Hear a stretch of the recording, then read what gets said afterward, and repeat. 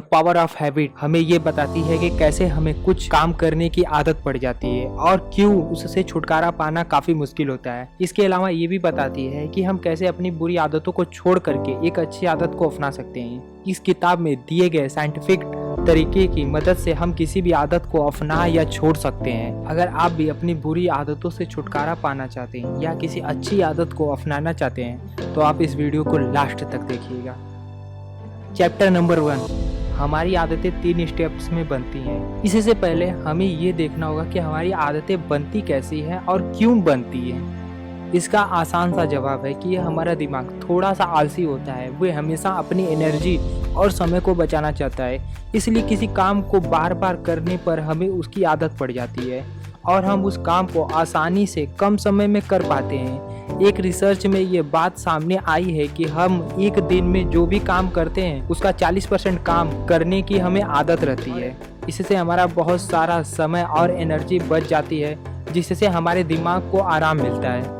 अब आइए देखें कि आदत कैसे बनती है। आदतें 3 स्टेप्स में बनती हैं: क्यू, रूटीन और रिवॉर्ड। क्यों वो बाहरी चीज होती है जो हमें किसी काम को करने पर मजबूर करती है। जैसे कि आप अपना निकला हुआ पेट देखते हैं जो आपको मजबूर करता है कि आप उसे अंदर करने के लिए कुछ करें।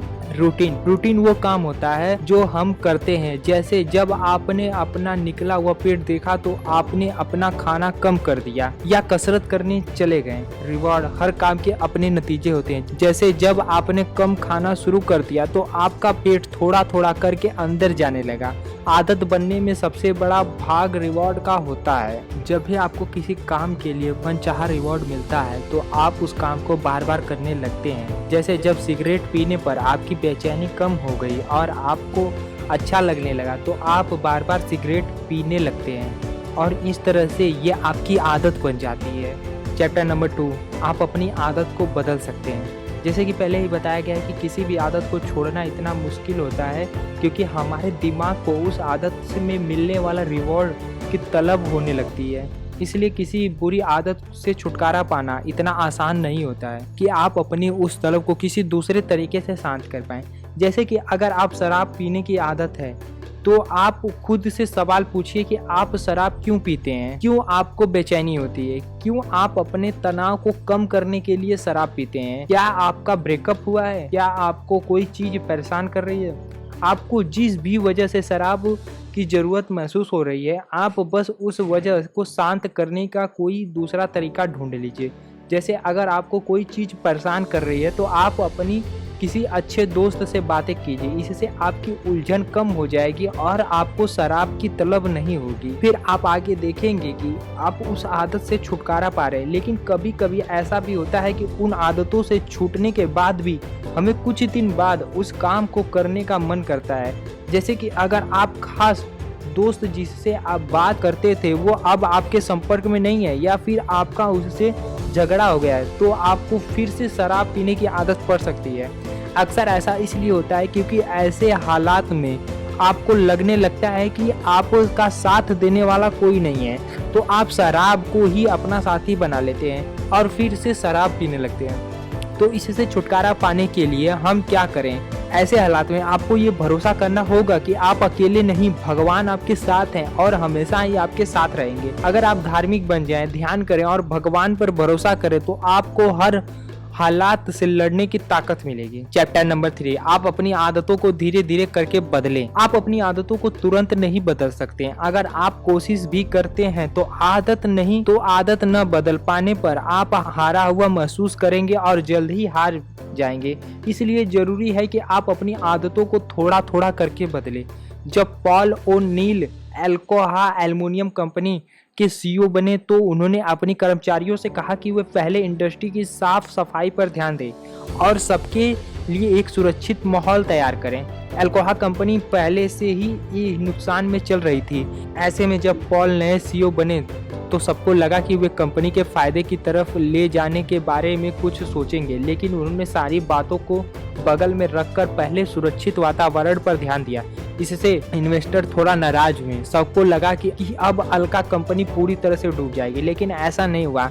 अल्कोक ने अगले ही साल 5 गुना ज्यादा कमाई की। ऐसा इसलिए हुआ क्योंकि आदतें सुधरने की वजह से वहाँ के लोगों की सोच भी सुधरी।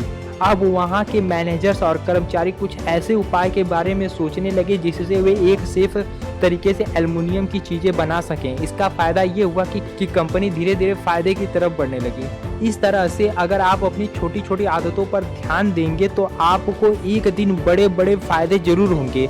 आप मोटे हैं और आपको वजन कम करना है तो आप पूरी तरह से डाइट पर जाने और कसरत शुरू करने के बारे में मत सोचिए। आप धीरे धीरे ही अपने खाने की आदतों को सुधारिए, आप एक दिन फर्क महसूस करेंगे। चैप्टर नंबर 4, अगर आपके पास इच्छा शक्ति है तो आप कोई भी आदत अपना या छोड़ सकते हैं। अगर आप वाकई में अच्छी आदत बनाना चाहते हैं तो आप अपनी इच्छा शक्ति को मजबूत करने की आदत बनाइए। एक मजबूत इच्छा शक्ति से आप किसी भी समस्या से लड़ कर के उस पर जीत हासिल कर सकते हैं। क्या आपके साथ कभी ऐसा हुआ है कि कभी आप अपने काम को बहुत अच्छे से कर लेते हैं जबकि कभी कभी वही काम आपको बोझ लगने लगता है? ऐसा इसलिए होता है क्योंकि उस दिन आपकी इच्छा शक्ति कमज़ोर पड़ जाती है। आपकी इच्छा शक्ति भी कभी कभी आपकी तरह थक जाती है। इच्छा शक्ति को मजबूत करने के लिए आप अपने को ट्रेन कर सकते हैं। जैसे कि कभी अगर आपने हवाई जहाज़ में सफ़र किया होगा तो आपने देखा होगा कि एयर होस्टेस का व्यवहार बहुत ही अच्छा होता है। वे सभी यात्रियों से शांत स्वभाव से बात करती हैं और अगर कोई यात्री गुस्सा करने या लड़ने झगड़ने लगता है तो वे भी शांति से संभाल लेती हैं। एयर होस्टेज को ऐसे माहौल के लिए तैयार किया जाता है, उन्हें ट्रेन किया जाता है कि अगर ऐसे हालात आएँ तो उन्हें क्या करना चाहिए। इसी तरह से आप भी अपने आप को हर माहौल के लिए तैयार करो, अपनी इच्छा शक्ति को मजबूत कर सकते। एक रिसर्च हमें ये बताती है कि अगर आप कोई काम अपनी मर्जी से करते हैं तो आप उस काम को अच्छे से कर पाते हैं। जैसे कि आप जब कहानियाँ पढ़ते हैं तो आपको अच्छा लगता है और आप उसे अच्छे से पढ़ भी पाते हैं, लेकिन अगर आप जॉब की किसी असाइनमेंट लिए कोई आर्टिकल पढ़ते हैं तो आप बोर हो जाते हैं। इसलिए आप प्रेशर में आकर कोई भी काम मत करिए, इससे आपकी इच्छा शक्ति कमजोर होती है। चैप्टर नंबर 5, कभी कभी बुरे हालात हमें बहुत कुछ सिखा जाते हैं। कहते हैं कि जो होता है अच्छे के लिए होता है। अगर आपके साथ कुछ अच्छा नहीं हुआ है तो समझ जाइए कि कहीं ना कहीं इससे आपका ही फायदा है। इस बात को हम एक उदाहरण के जरिए समझ सकते हैं। 1987 में किंग क्रॉस अंडरग्राउंड स्टेशन में एक टिकट कलेक्टर ने देखा कि एक जगह थोड़ी थोड़ी आग लग रही है, लेकिन उसने कुछ भी नहीं किया क्योंकि ये उसका काम नहीं था। धीरे धीरे आग बढ़ने लगी, लेकिन किसी को ये बात पता नहीं थी कि आग बुझाने वाली मशीन को कैसे इस्तेमाल करें, न कि किसी को उसे इस्तेमाल करने की इजाज़त भी नहीं थी। आग धीरे धीरे फैल गई। इस हादसे में 31 लोगों की बुरी तरह से जलकर मौत हो गई। डेसमॉन्ड फैनल इस पूरी घटना की जांच करने वाले अफसर थे। उन्हें जब आग लगने की वजह पता चली, उन्होंने बहुत सारे जरूरी कदम उठाए और लोगों की सुरक्षा का अच्छा सा इंतजाम किया। इसका नतीजा ये निकला कि आज हर स्टेशन पर एक सेफ्टी मैनेजर तैनात है जिसका काम लोगों की सुरक्षा करना है। इस सबक से हमें ये सबक मिलता है कि कुछ हादसे से होने वाले नुकसान से हमें कुछ फायदा भी मिलते हैं। सोए हुए लोगों को उठाने के लिए कभी कभी झटके की भी जरूरत पड़ती है। आदतों का हमारी ज़िंदगी में खास महत्व होता है। हम अपनी आदतों से ही बनते हैं और बिगड़ते हैं। ऐसे में ये ज़रूरी है कि आप आदतों के बारे में जानें कि आखिर ये आदतें कैसे और क्यों बनती हैं और कैसे हम अपनी बुरी आदतों से छुटकारा पा सकते हैं। तो उम्मीद है आपको इन सारे सवालों का जवाब मिल चुका होगा इस वीडियो के through the power of habit book summary. ये समरी आपको कैसी लगी हमें कमेंट करके ज़रूर बताइएगा और आप कौन सी समरी देखना चाहते हैं ये भी हमें बताइएगा। हम अपनी तरफ से पूरी कोशिश करेंगे वो समरी आपके लिए लाने की। अगर आपका कोई सवाल सुझाव या कोई समस्या है तो आप हमें कमेंट बॉक्स में कमेंट करके बता सकते हैं और आप हमारे चैनल को सब्सक्राइब करके बेल आइकन के घंटे को भी दबा दीजिए ताकि नेक्स्ट वीडियो अपलोड होते ही आपको तुरंत नोटिफिकेशन मिल जाए। और अगर आप एटॉमिक हैबिट्स की समरी को सुनना चाहते हैं तो आप राइट वाली वीडियो को क्लिक करके देख सकते हैं। तो चलिए मिलते हैं नेक्स्ट वीडियो में। Thanks for watching.